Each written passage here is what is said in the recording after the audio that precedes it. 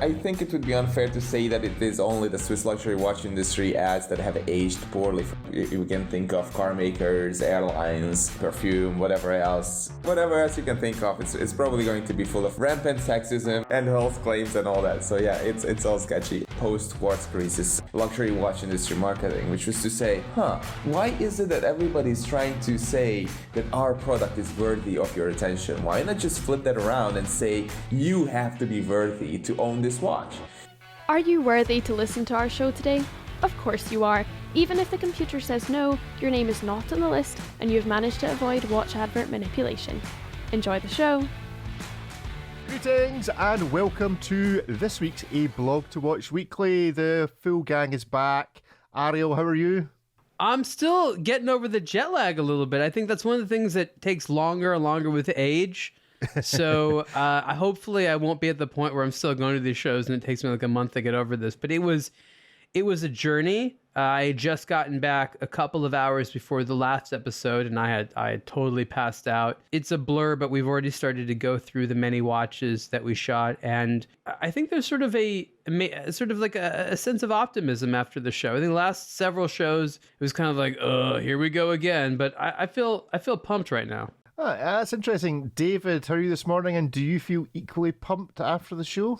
I'm very well, thank you. I have my coffee ready, which is always good news. And pumped in some ways. I've been going through my photography archives and I just wish we saw more watches. But, we have to accept the fact that there are many more releases to come during the year. Way more than, there used to be even as short a while as 5 years ago. So, yeah, just more watches is what I need. I miss the disrespect of our flights. Like, we go out there and they have watches waiting there. They're like, no, we're not going to show you. Under embargo? Yeah, but we're not. And it's like, do we need to take another flight to see your product, which is sitting about 15 feet away in a room? That part is still bothering me. Yeah, how many brands this year showed us stuff that were like, can you not just let us talk about it now, seeing as we're here? I can think of 3 that I saw that were like, we've got this year, but you know what? We've got this really, really great thing coming. It's like, can you not just let us talk about it now, please? I mean, I'm on your side here. Yeah. Right, so let's... Actually, before we go, Ariel, you've had an international flight. We need to play a blog to watch, watches. What did you watch on the way home? Did you see any watches? Oh my God, I thought about this. Okay, I saw I saw The Whale, which was a good movie. No wristwatches, sorry, in The Whale. I saw a terrible Western movie with Christoph Waltz and I'm actually drawing just a William Dafoe. Good actors, terrible movie, Western, right. So, no wristwatches. Boy, I saw some other historic thing. Like it's been bad. I feel like there's some movie you want me to see. You're like, did you see it? Did you see it? Like, I don't know any movies out right now that has cool watch spotting. Well, interestingly, this week, do you ever watch the TV show Blue Bloods? No. You ever come across that? So it is Tom Selleck and one of the Wahlbergs and all the rest of it. It's a good show. It's a police drama, procedural police drama based in New York where they're all cops. And this week's show, or the one I watched this week, it was about watch theft. And you could tell that whoever was in charge of the script clearly knew about their watches, because it wasn't just let's steal some Rolexes. It was an FP Journe, a Richard Mille, and a first edition 3700 Patek Nautilus that were the subject of the thefts. Really? So clearly somebody was having a wee geek out on being able to get these 3 watches. It's so weird because the only people that would recognize those names are people like us. But then we'd be really suspicious, like, is there a specific collector you're thinking about? Do you just think of, like, a couple of random ones here? Like, it's very cliche. It's like, they stole my 3 popular sports cars. I have an old Porsche, a Gullwing Mercedes, and a 67 Mustang. Like, okay, like, does it have to be so cliche? Yeah, so it was the FP Journe that was the most surprising because they got it bang on. Maybe that's just a sign that FP Journe has now made it, that it's now being included in popular police dramas in terms of being thieved. So you've made it if there's stories about people stealing you? Yeah, I think that Okay. sounds like something we could tick off. There you go. You're not a real luxury brand unless someone has dramatized your theft. I get it. Perfect explanation. Okay, so grinding gears this week, David. You never actually own a Patek Philippe, or why you keep buying the wrong watch. This is your article from Monday. Why don't you talk us through the conceit and your general disrespect and hatred of all things watch advert, which seems to be the main conceit. I remember seeing this ad. That's how this article starts. That I saw this ad before I got into watches, and even at the time when I had little to no idea about luxury watch brand marketing and the condescension within, I was still, it gave me the wrong kind of chills. This ad, I felt it was condescending in a way, and just a whole bunch of negative notions came towards me, and I felt like. It is as though you had to grow up to get this watch or to own this watch, and you never actually own it. Like, why would you say that? And someone in the comments mentioned, and that was a good point, that maybe, this was Patek's way of saying that it is a durable watch that will last a long time. And I thought of that as well. And my explanation to that, and why this is not the case, was that, if you wanted to say that, there are thousands of ways to say and even to prove that, even in an ad. And they chose this way. And so I go on, beginning with this ad and what this meant and how this fits into the larger scheme of watch advertisements. And then it just goes on this tangent, and I begin to discuss why you are buying the wrong watch, which is to say why we seem to prefer so often watches that are for other people's approval, right? And, whether that is just as simple as resale, that is in a way an approval. And, just how many times you would like to sell your watch. It's just one. You need just one buyer. But, we are looking to find stuff that we can sell tens of thousands of times over, because there are long waiting lists, and we want to make sure that we see our money again, which is, again, a fair thing. So it's a balancing act between, what is a reasonable expectation from a resale of your watch and what is another when it comes to the actual ownership experience. And do you actually own your watch if from the moment of your purchase you're trying to find the watch that will be the easiest to sell again at some point in the future? Two questions then on the back of that. First of all, is there an area of industry or product or sales where the adverts have aged quite as badly and as quickly as 1980s and 1990s and 70s and even 60s watch adverts? Because some of these are horrific. Yeah. Some of these are, I mean, you would get sued. You would get cancelled if you put out some of these adverts today. So is there any other area of life where the adverts have aged quite so quickly? And secondly, we have just been at the world's largest watch show, where there is everything from tiny little brands making very low run, highly specialized watches, let's say something like Ferdinand Berthoud, to the big guns like the Rolex and the Patek Philippe. And when folk walk into the big show, they gravitate towards the great big stuff that everybody else gravitates to. And I think you posit this in the article. Is it chicken or is it egg? Do we like these things because we all actually just like these things, or are we being influenced and marketed to? So give us your thoughts on the advert quality and the chicken and egg, Ariel. Well, I have a little bit of a different perspective here. I don't disagree with David. My own experience is a little bit different. One, I've always been gravitated towards watches specifically because of the variety, and specifically because I can choose something weird that makes me feel a very specific, nuanced way that isn't generic. I never liked generic watches. I remember when I was starting out liking watches, I was so bored to death of Rolex. I remember early on not understanding why anybody would want one of these things. I later recognized that they're very good value and they're timeless, but like even the Rolexes I have, sometimes I'm so bored of them. And so this idea that you would begin your journey with something like a Rolex or a Patek Philippe is just so different than my own experience, because I wanted to be unique to begin with. But again, I recognize I'm a little different. I think David's analysis of the Patek Philippe advertising is astute, and a lot of people do have that reaction.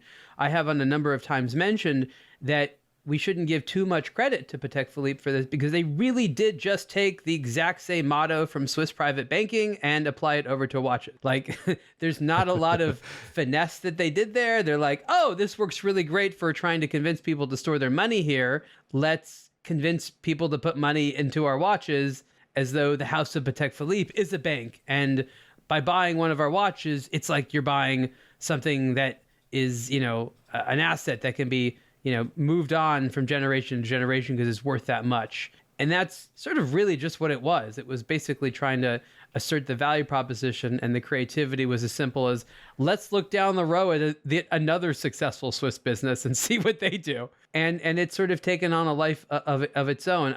Not a lot of people know that, because I don't think as many people do business with Swiss private banks these days, but it's essentially the same message. So that's my thoughts. Did you hear that subtle flex there, David? Ariel's obviously got his several Swiss bank accounts just sitting there. No, that's all the advertising. As an American, I'm basically not even allowed to. Yeah, I think it would be unfair to say that it is only the Swiss luxury watch industry ads that have aged poorly from the 80s and the 90s. It probably applies for a great many others. There are some great articles online. It's all just a quick Google search away for everybody. You can think of car makers, airlines, perfume, whatever else. Yeah, whatever else you can think of, it's probably going to be full cigarettes. of rampant sexism and cigarettes, and health claims and all that. So yeah, it's all sketchy. But still, it feels like, and again, I also call out Rolex for this, because Rolex also realized the same thing that Patek did at the time, which was basically after, post quartz crisis luxury watch industry marketing, which was to say, why is it that everybody's trying to say that our product is worthy of your attention? Why not just flip that around and say, you have to be worthy to own this watch? And to me, that was the message behind this Patek ad. And Rolex did the same thing with its famous, if you were here, then you would wear a Rolex watch, So there was this campaign, and it said preposterous things like, literally, if you were taming oil rig fires, then you would be wearing a Rolex. Or if you were negotiating in Geneva in like some politics or diplomatic summit, then you would be wearing a Rolex. So again, it would be to say that you have to grow up to the challenge, or grow up to this position where you can own this watch. And I feel like that's just so lame. I mean, these watches are expensive, but not that expensive, and they are rare, but not that rare to suggest that you have to do that. So how would you say today, if you just screwed all these pensioners out of their life savings, you get to own this Patek? Like, I love that. Excellent.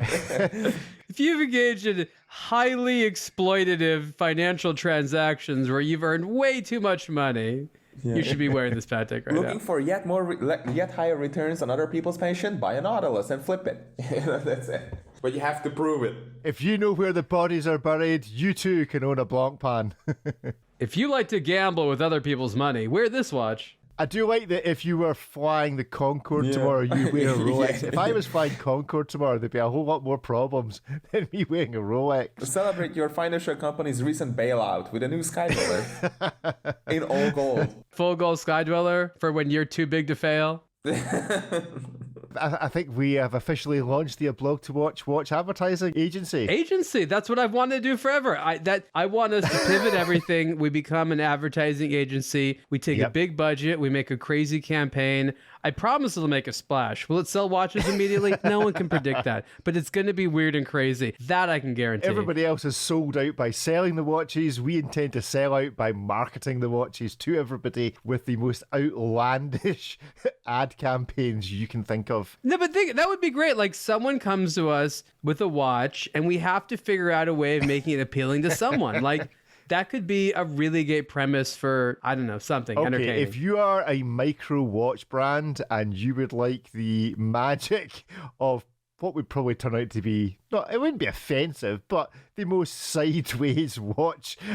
I said we need budgets. Yes. Go away, micro brand. Unless you're a micro brand owned by a Swiss bank. The whole fantasy implies being able to put money behind this idea. I'm not saying we're going to guerrilla market everything. I'm saying we're going to make an ad and we're going to distribute it. And we're going to force people to hear what we have to say. Who would be your choice of most ridiculous celebrity ambassador for your imaginary watch campaign? It depends on the watch, of course, but it will be ridiculous. We could just have this internal bet on who could make the most preposterously simple ad campaign for the highest amount of money. My idea is Helvetica font, black over white, and it just says in all caps, "The watch," period. And we could see like which brand we could sell this to for the highest amount of money. I'm thinking about, who am I thinking about? IWC already has this kind of vibe to its ads, so I don't think that's fair to try and sell it to them. But that would be art. And just charge a few $1 million for this. And of course, yeah, we could distribute it afterwards, but it would be like, so like brand name, The Watch, period. And see if any of us can make that any more simple for any more of a budget. We should actually do that and just email all the executives that we know and say, we've got this really great idea, and see if any of them bite. Well, now I know one funny way to sunset out the business. Maybe we should send it to other rivals maybe not quite the right word, but other media people who, shall we say, sell watches and see if any of them bite. Rick really wants this to happen, everyone. He really wants this to happen. We want to be paid to do comedy. Talking of comedy, aBlogtoWatch wrote a list. Ariel, you didn't like melt when you saw a top 10 list? Because it does say the 10 best releases from Watches and Wonders 2023. Yeah, they changed the title. I wrote top 10. I don't know how best got in there. It wasn't me, I promise you. Well, let's run through this and see whether you think it deserves a shot on that list. The first one on the list is the Zenith Pilot Collection. This was not on my top 10.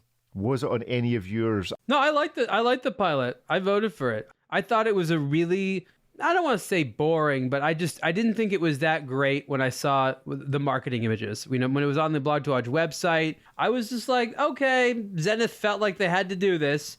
But then when you actually see the watch on your wrist and you see the subtlety of the shape and just some of its qualities, you're like, actually, this is really cool. I wouldn't call it the most original thing in the world, but it doesn't look like something that Zenith has done before exactly.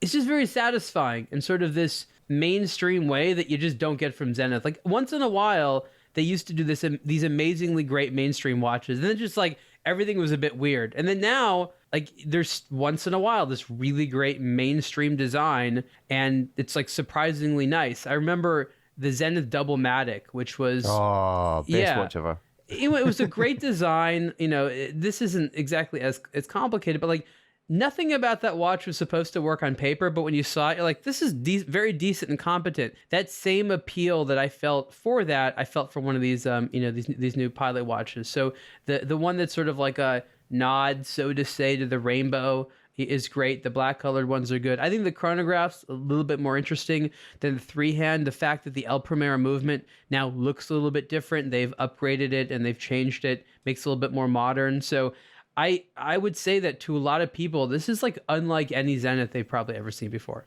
Okay, so yeah, they had a Double-Matic on the stand, and maybe that was the problem because I just love the Double-Matic and everything else fades into insignificance in comparison to that watch, is my opinion. David, did you vote for this one? Not really. I felt like it could have had a bit more zing to it. Not much, just a little bit. Okay, next was the Rolex 1908. Didn't get a vote from me. Either of you two vote for it. Yeah, I like this one. I mean, anytime Rolex comes out with a new collection, it's funny because people like beg for it. They're like, Rolex, do something new. And then Rolex does something new and people are like, oh, I'm going to wait 4 years to have an opinion on it. And that's like the most hilarious thing. And, they came out with the Air King, I think was the last, refresh collection. Yeah. That took a couple of years. This watch is meant to replace the Cellini, which is their dress watch that I liked. And it never did well because Rolex actually didn't market it, ironically enough. And they don't market their dress watches. This is a better watch, and they took a slightly riskier move by adding a silicon regulation system in there. So I think it's pretty. I think it's a cool watch. It's very accurate. So I just felt that this was more interesting than a titanium watch, which is like 3 times the price of the Pelagos. See, the thing with this is unless you're a watch geek and you're into the movement and the changes, this is just Which the I Cellini. am. Which you are, yes, that is true. But this is just a Cellini. And all they're doing is they're saying, right, okay, we didn't market it, so we're going to change the name of it and try and market this and try and sell a few of these. I would still like it if it was called Cellini, by the way. Yeah. Fair enough. And I think that's exactly my point. My question is, I'm not actually seeing any great signs that Rolex are marketing this watch. Do we think there's any sign that they're going to actually invest in putting this watch on their airport signage over a Skydweller or a Submariner or anything else? Or is this just something they have to do? They have to have a traditional dress watch, but they're not actually going to concentrate any of their marketing spend on it because they know that in comparison to, I don't know, the Pateks of this world or the APs, that's where folk go if they want. They might do some advertising here or there. I mean, the thing is this. Everyone says, oh, they killed the Cellini. Well, they didn't kill the Cellini because we're all basically arguing that the Cellini lives it's on. the same thing. Just in a different name with a new movement and some upgrades and things like that. So Rolex clearly hasn't given up on the dress watch or what the Cellini was supposed to be. It's, you know, it's up to anyone's guess as to whether or not there's actually going to be advertising campaigns. Rolex has nothing to lose. It's not like they lose face by advertising a non-oyster, right? We'll just see what they do. Again, there's factions internally at Rolex, which is like, let's make a cool dress watch. Let's make a cool dress watch. But they don't quite have the power to go further than that and make sure it's advertised. So we'll see. David, you've been arguing that the return of the leather-strapped, smaller gold watch is imminent. Yeah.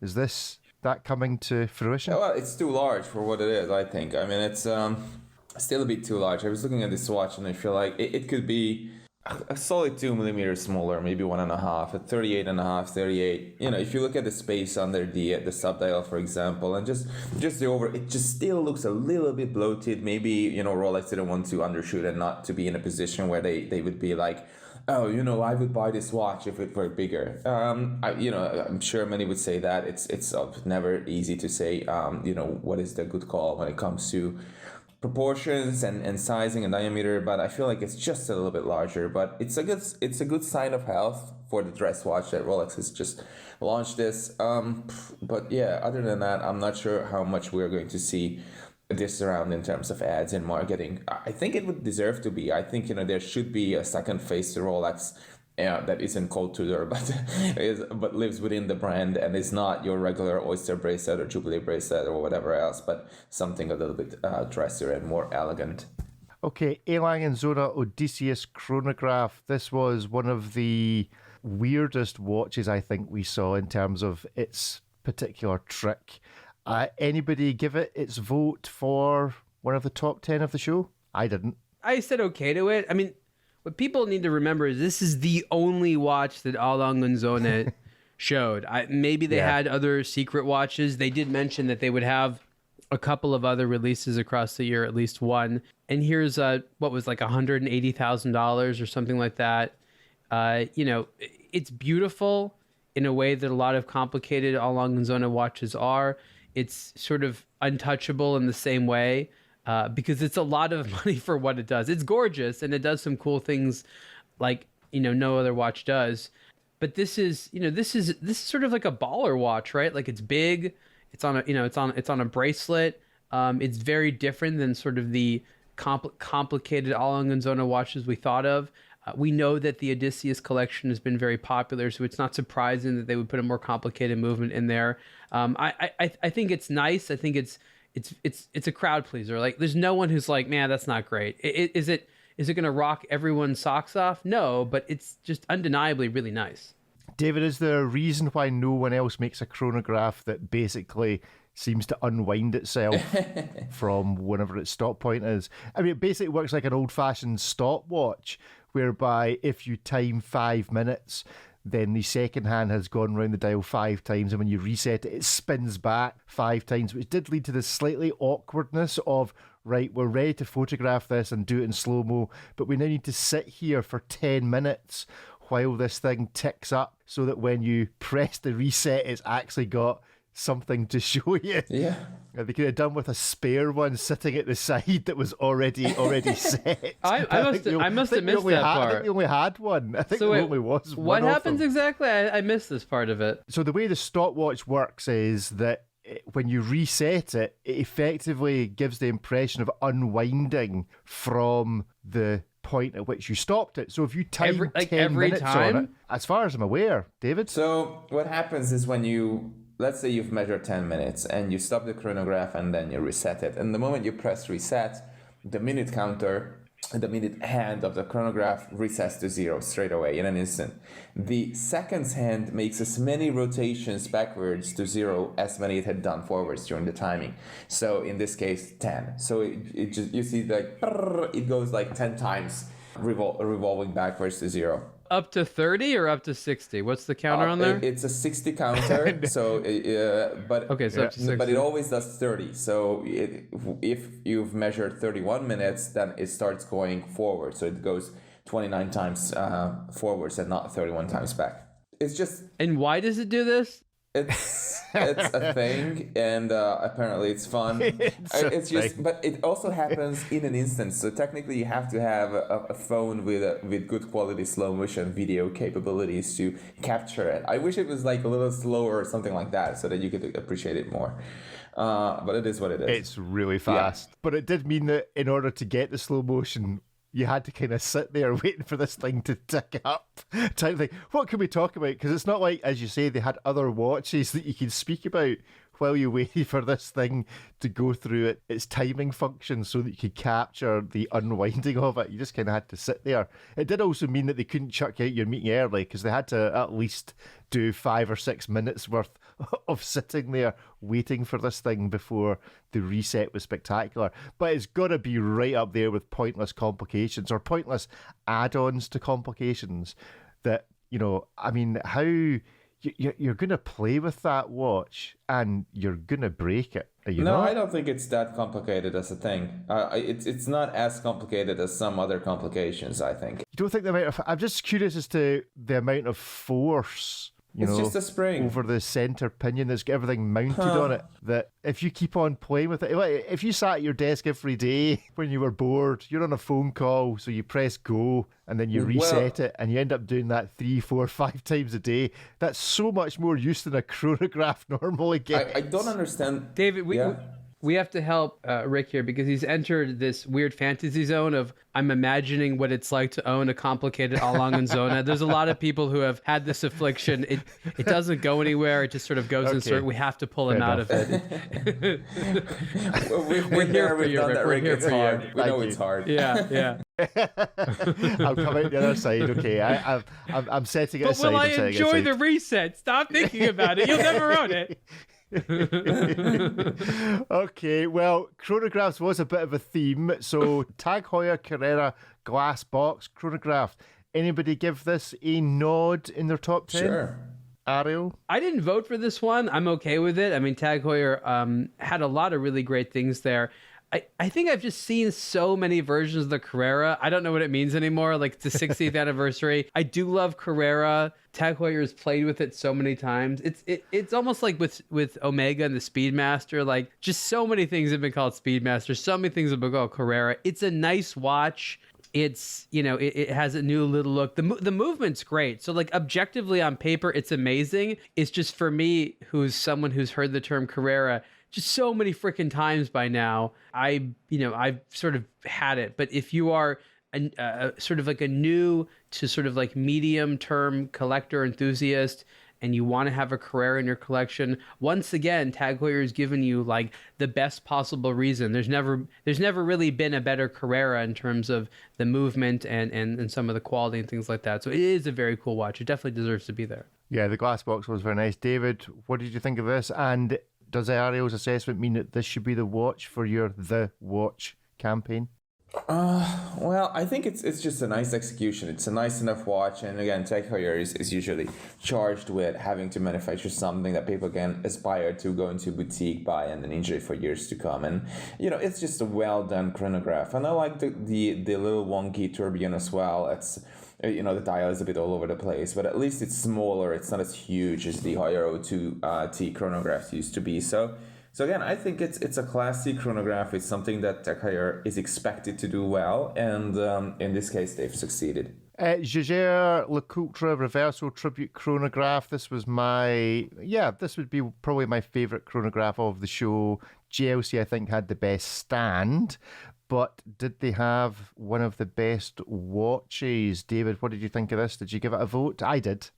This was my first meeting of Watches and Wonders. Jake and I went to Jaeger at like 9 a.m. or something like that on Monday morning and shot this watch. And it was such a blur because it was still like day one, first few hours. It was such a shame I didn't really have enough time to take a look at it. I mean, I've taken pictures of it, but I haven't had time to like sit down and actually look at it. And that is a mistake I very rarely make anymore. It's not even a mistake. It was just basically a blur and just a rush. And, we didn't have time. But every time when I go to these meetings, I try and find the time whenever it's possible to sit down and actually take a good look at the watch so that it's not just me reviewing my own pictures. It's such a weird experience to have been there and taken all these like close-ups and micro shots and having put it on my wrist and still not have any recollection whatsoever of it. I'm a huge fan of the of this chronograph by Jaeger, the Reverso chronograph. They used to do one of these, I don't want to lie, something like 15 years ago or something like that had a very similar layout on the reverse side of it, but it didn't have the hour and the minute hands. It was just a chronograph, and that was so freaking classy. I don't know why they decided to put the hour and minute hands on this one. They don't really belong there. You have that on the other side. So to have a specific dedicated chronograph side on the Reverso was just a bowler move. I understand the added practicality here, but at the same time, it's kind of lost on me in that sense. So overall, it's just a great watch. It's very expensive, though. It's something like $20,000 in steel and $37,000 in pink gold. Now, if you want to find out more about this watch and a number of the watches on this list, then do check out the Spending Time channel, where we have interviews from Watches and Wonders. From GLC, we have Matthew Surrey, who's the kind of historian for all things GLC. An interesting conversation with him, particularly about this watch and the retrograde element of it that they had to introduce, because obviously it's square. Ariel, did you get a good look at this one? I had a chance to see it very briefly. I wasn't at the meeting. I thought this was a really cool watch. For a long time, we've sort of lamented, I don't want to say how boring the Reverso has gotten, but there wasn't a lot of new things. Of course, there was the fantastic, the high-end ones, the, gyro tourbillons, stuff like that. But there just wasn't a lot for your main enthusiast in Reverso. It's just a lot of fashion plays. It was like, get it in this color, this dial, this thin. And finally, we see a little bit of complication that's actually sort of practical. This is really what a lot of people like to see from the Reverso. So I agree with David that it's a bit on the expensive side, but if it's going to bring attention back to the Reverso, where the Reverso hasn't had this type of attention in a number of years. Okay, the IWC Ingenieur Automatic 40, probably the watch out with of the Rolex Tudor Patek chat that has got the most coverage. But did you think it was worthy of inclusion in a top 10 list, David? Wow, well, that's a tough one. I think not. Well, the pricing is just nuts on this. It's like 14,000, and we've seen the movement elsewhere in the group and all that. I wish IWC well, and I'm happy the engineer is back. And I like the way they presented the whole thing. Yeah, the booth was amazing. The whole concept, everything else that they had built around it was so professional and so very IWC. The watch itself, I feel like, is like a 4 out of 5, basically. It's like 80% there where it needs to be to justify this price. Yeah, it was probably the booth that was the best produced for the public days on the Saturday and Sunday. I can't remember which one of you it was, but several people said that it just seemed like a kind of watch version of an Apple store, which it very much did. And I called it Dark Apple around. Store. Dark Apple Store, yeah. So it was good from that point of view. Ariel, your thoughts on this? Was it a worthy inclusion? I just know so much about this watch. I went to their event prior to Watches and Wonders in London, and I got fully indoctrinated in the entire story. So I know how long it took them to make it. I know all the challenges. It's a very impressive thing that they did. There's very few watches at Watches and Wonders that receive this much love and attention, where someone just took so much time to get the hands right, the dial right, the case right, the bracelet right. Like, if anything, this is a watch that earns the A for sheer effort. And in that regard, I think it deserves to be on the list. It's also very satisfying. Like, we can all agree that, like, sure, they could have done better. It could have been this. It could have been that. But everyone's talking about it. And I think none of us would have any problems wearing it, right? We'd be like, yeah, I would definitely wear that. So I think that it's really merits being on the list because, A, it does reflect a lot of the values we have, which is company put in a lot of time and effort trying to get it right. Like, we like that. And it's also the type of watch that would be very satisfying. You know, they came out with the titanium version at the same time, which I thought was just very, very cool. So maybe, you know, there isn't like a specific 2023 ingenue that is out there for you. IWC is obviously going to, you know, keep at this collection for a number of years. And I think it's going to be among their stronger watches over the long haul. So I do think it merits placement on the list. I think it'll be interesting to see what they do with supply on this watch. Obviously, IWC are capable of making a lot of watches. The question is, how many of these are they going to release into the market, and what's it going to do to the resale price? This could be a steel sports watch that being priced at 14 grand might take a bit of a hit on the used market. You might actually be able to get this in 18 months, 2 years time at an actual discount from a reseller, or it may well be that they throttle the supply such that it maintains its price at the kind of 14 grand. Any thoughts as to whether this will buck the trend in steel sports and actually be available in a couple of years used for less than it was sold for? If the watch isn't available, don't buy it. I mean, that's what I say. If you go to buy a watch and they're out, I don't know, try a little bit. If not, find something else. This category of integrated bracelet watches that are attractive and have some vintage inspiration, dime a dozen at this point. Plenty of good options. Just find something which is available. Shop around. Well, maybe not everybody's place to shop around to. The Parmigiani Tonda PF Minute Rattrapante. I had tipped this to be the watch of the show.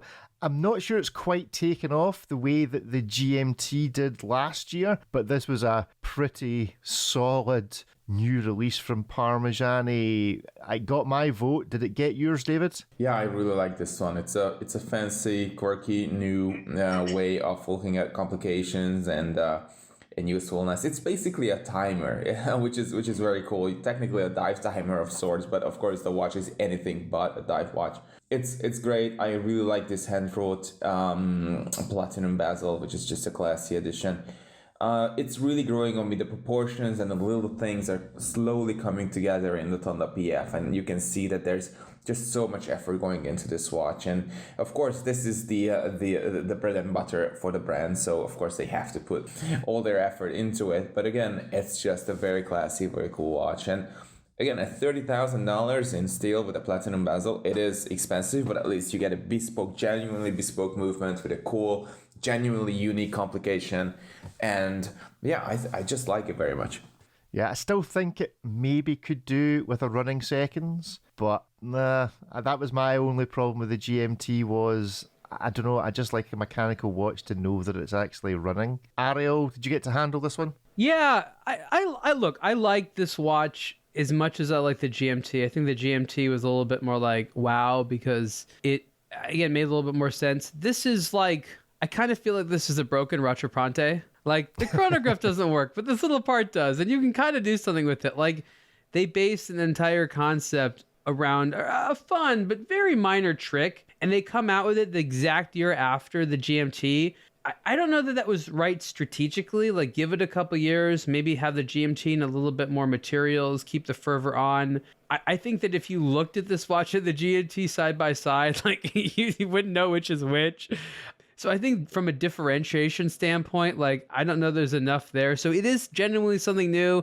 No one's done it before. It's a fun trick. I wouldn't call it an expensive trick. So I liked it. I'm not sure if it's top 10 worthy, but I do agree that this generation of the Tonda PF, it's cool. It's a nice generation product. Yeah, it could be an interesting error to make if you accidentally took your GMT watch diving rather than your dive watch. That could have disastrous consequences. Not so disastrous consequences from Tudor, who released the Black Bay 54. I wasn't that keen on this personally because I don't like 37mm watches. David, were you a fan of this? I like it as a product. It's a very strong product and a very strong proposition. But at the same time, I'm so over the Black Bay and all these numbers, I can't even put it into words. It's even if Tudor just very quietly launched this and you went into a boutique and they just very quietly said, oh, which size of Black Bay would you like? Stop calling it a 54 and then a 58. This is random arbitrary numbers. It's just... I understand the appeal of the watch very much. I don't really understand the appeal of the presentation with these numbering systems and all these. It's getting wonky. It's getting a bit Panerai-ish in the sense that the way Tudor is trying to justify some of these watches, these totally modern watches, and link them back to dates, years, design elements from 1954 or whatever it is, and justify, oh, we did this like 70 years ago. Do you want it anymore? I don't care. My granddad might, but I don't. So I feel like it's so weird to try and justify these things in that way, as opposed to just say, hey, here's a very cool product. It's very well built. It's robust. It will serve you well. You will love wearing it. Put it in, focus somehow on that element as opposed to this quasi-vintage thing. And again, I'm not sure next year what are we going to see. Is it going to be the Black Bay 52 and then what, the 48? So it's just getting a bit long and it is for me. I wanted the really revised Black Bay 41 that's now the master chronometer. That's the one that I voted for on the list, so I sort of assented to this. People get really excited by the size. It does look nice, proportionally speaking. I thought that the upgrades to, again, the 41mm version with the movement and some of the other little design changes was more important to Tudor. But again, I don't want everything to be just about the size that I want. So I agree with David that it's great that there's another size. I think if it's 37, call it the Black Bay 37. They call the 41 the 41. Why does the 54 need to be slim? So I agree there. They're trying to play into their history, but it's just lost on consumers. Always ask an American consumer, when you hear this name, what do you think? And they'll tell you, rather than this poetic thing that the watch industry wants everything to be. Patek Philippe, I gave some critique that I didn't think Patek had a particularly strong show, to which I was roundly turned on. No, I didn't think it was great either. People like Patek. I found that Patek was amusing as a brand this year, but not.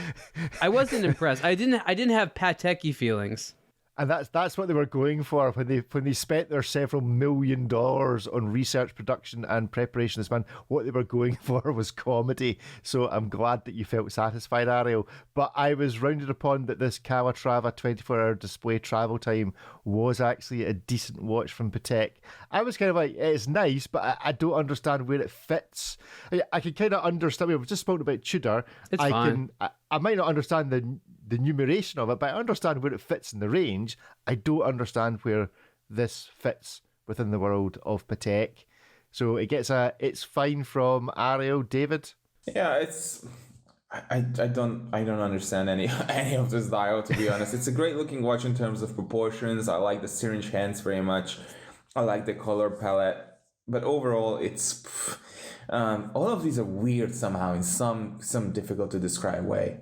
At least they are creative, so we can give them that. And if you like applied hour markers, boy, do I have a watch for you.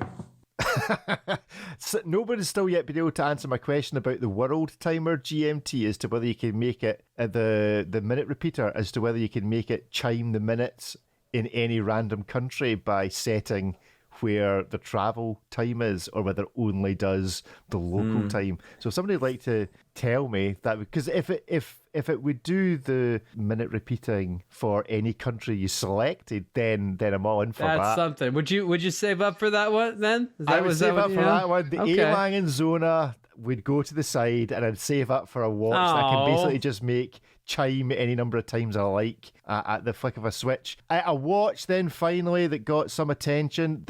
I think this is probably one of the watches that will last the longest in terms of folk coming back to it over the next few years, and this is the Grand Seiko Tentograph. This is obviously Grand Seiko's first complication of this nature. What did we think? Is this the start of them pushing Grand Seiko in a different direction? No. Okay. I mean, I like this watch. I didn't vote for it. I think that Grand Seiko makes a better chronograph, which is the spring drive. They really wanted to make an impressive mechanical chronograph that's 5 hertz. They wanted to have an El Primero killer. I'm sure that's exactly the way they talked about it in the Grand Seiko offices. Oh, we're making the El Primero killer, the super El Primero, right? Like that's probably what they're thinking. And okay, they did. It's better than the El Primero. It's 5 hertz. It's got a bunch of other fancy stuff going on there. It's a really nice movement. Still rather have the spring drive chronograph that's more advanced and higher performance. So it's cool for that demographic that wants to nerd out on that. But this is not, in my opinion, Grand Seiko introducing something that the market like totally doesn't have. And that's what I like to see from the Japanese brands. I've certainly heard that from a couple of Grand Seiko aficionados that they're not quite sure who's going to buy this over the spring drive. Oh. David, is that a problem that Grand Seiko suffer from? They've got something that's so good that if you go back in any way, shape or form, you're like, why are you creating this? I just wrote the hands-on for this article. It's yet to be published, and I compare it to the spring drive chronograph that I used to own. And I say, this is, to answer your question, Rick, no, people have been asking for something like this that is much more generic, with this totally generic and traditional 369 dial layout. Even the date is at like 430. The case is boring as hell.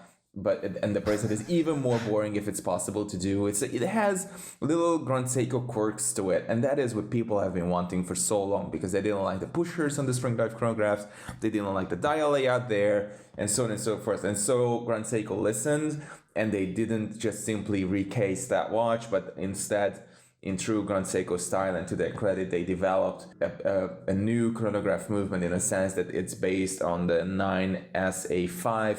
A new base caliber, which has this fancy dual impulse escapement, extended power reserve. It's the longest power reserve 5 hertz watch on the market today, Grand Seiko claims. And I've done some research, looked into it, and it seems to be correct. All the other 5 hertz watches that I found have a considerably shorter power reserve. So good on Grand Seiko, but the presentation overall is as generic as so many people have been asking for so many years. And so, it's now their time to put their money where their mouth is and buy, one of these instead of the spring drive. But as Ariel says, this is the second best the latest Grand Seiko chronograph will forever be the second best because the spring drive is on another planet compared even to something as impressive as an extended power reserve 5 hertz chronograph, which this one is. So again, the Tentograph is cool, but $13,700. Again, $13,000 is the new $7,000. I think we talked about this a month ago.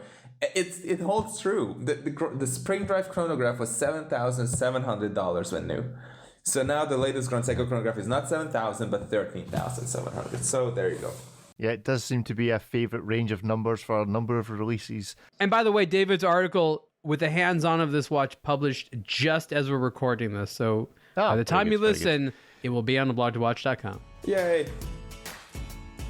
Excellent. Well, that was the review of the top 10 from Watches and Wonders. Gentlemen, you get to select something else you saw either at the show or somewhere else in Geneva during your sojourns in Switzerland. What else would you like to give an honorable mention to? You know what I want to mention is Cross Studio. I visited that brand. They had a showroom. And what I was really impressed with was these display cases, right? They have the Batman one. There was a couple of Star Wars ones, the Death Star, and then there's the Boba Fett one. There's these Game of Thrones ones. Like, they hire these artisans combined with their in-house stuff to make packaging which is just nuts, like especially with the Death Star one. The packaging costs more than the watch. I don't know how much they want to make that part of the sale, but it's true. Like, it's freaking furniture. It's with electronics in it and stuff like that. Like, it is insane. And it's made in Switzerland by like some, crazy Swiss craftsmen, as these brands tend to find, that just do this obsessively detailed work.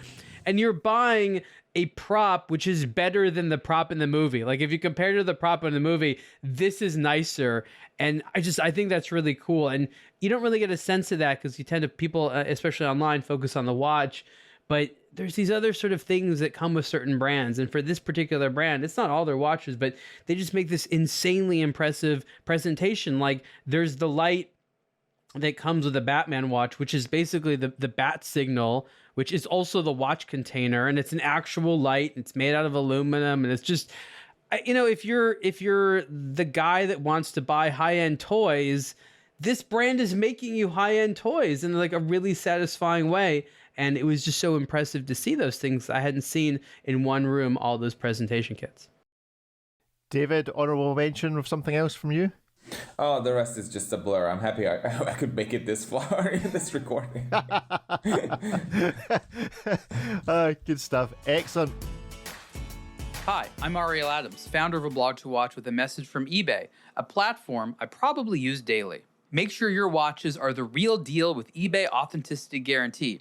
I believe it's the first and best service of its kind that protects your luxury purchases and checks each watch individually at eBay's highly reputable authentication partner, Stolen Company, in the United States. From band to bezel, their authenticators ensure each wristwatch matches the eBay listing and is the real deal.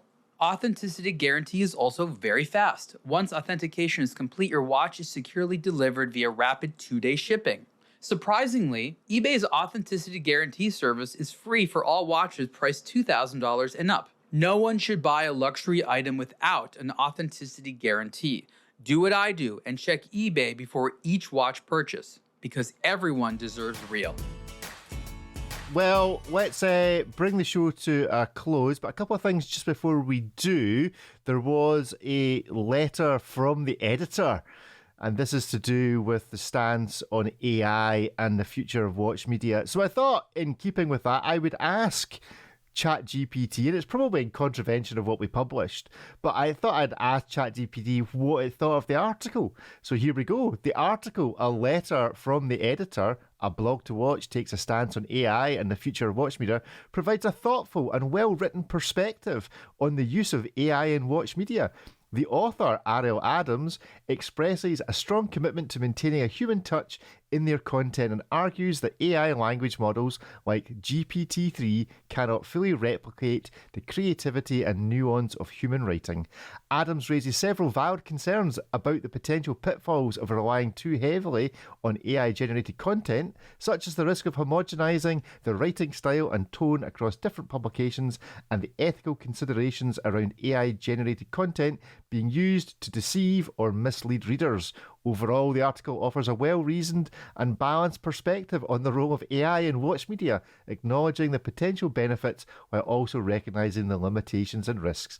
The author's commitment to maintaining a human touch in their content is admirable, and the article provides valuable insights for anyone interested in the intersection of technology and media. This article will self-destruct in 90 seconds, and the AI is coming I to gotta get say you. something. This was about the article where we said we wouldn't use like AI to make content. Well, hold on. I didn't even write that article. I know. I was going to say the particular. I think it just assumes that you write all the articles, Ariel. That's incredible. Like, it's just like, I thought that was great for like a ninth grade like book report. Like, I wasn't that impressed. It's coherent.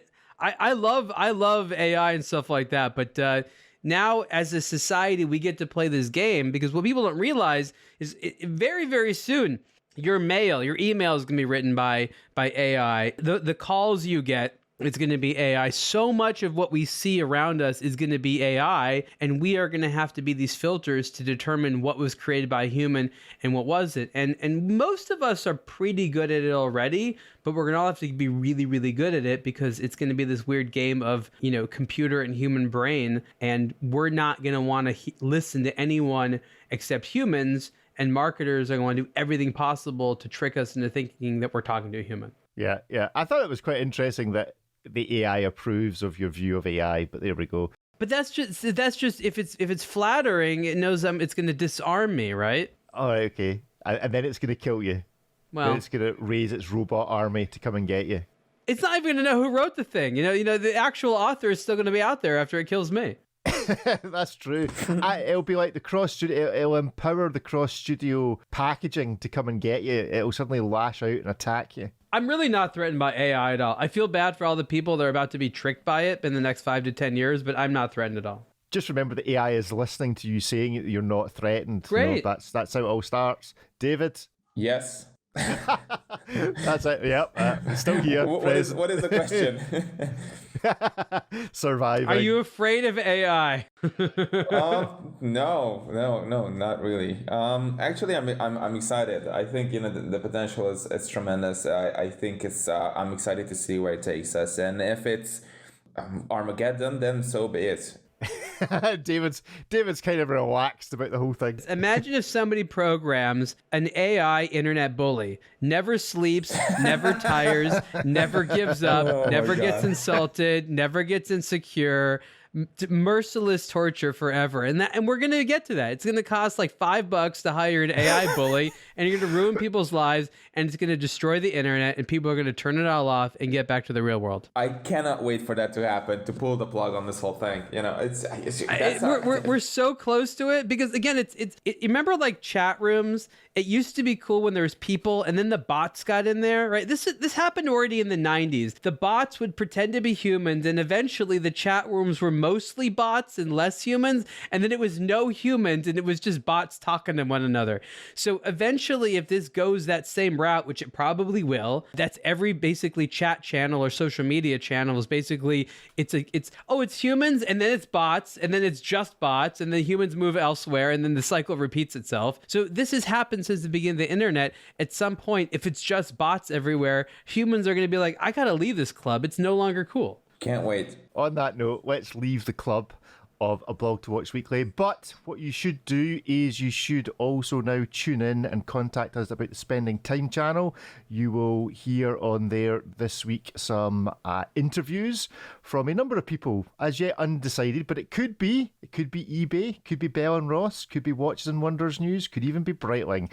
But you may also hear a couple of voices that you recognise, a couple of female voices that you recognise from somewhere else who have decided to, shall we say, dip their toe in the water of all things watch podcast. So do check out the Spending Time channel. The A Blog to Watch expanded universe is on its way. So if you also are interested in podcasting, if you have an idea, then feel free to come and pitch it to us. Get in touch. Podcasts at ablogtowatch.com. Other than that, where can we find you gentlemen in the next week? What are you doing, David? Oh, I'm just writing up as many hands-ons as possible. I have an incredible manufacturer visit article to work on with somewhere around 700 or 800 pictures between my phone and my camera, and it's just nuts. So I'm having to work through that, which is a big one, but it's worth it. Ariel? I just realized I also have an unpublished manufacturer visit article. I'd completely forgotten I visited that place. Thank you to the Fuge that Watches and Wonders put me in. I'm going to be going up to a Chopard event, and then I'm actually going to be at the Wind Up event in San Francisco. I've never been one of those. That's going to be the end of the month. And then more travel after that. And like David, I'm very much dedicated to getting through those watches that we saw at Watches and Wonders. We're going to make it a priority to get those out there. So read the articles on A Blog to Watch, and on Instagram, I'm Ariel to watch. Great stuff. Thank you all for listening, and see you again next time. Goodbye. Bye, everyone. Bye, everyone.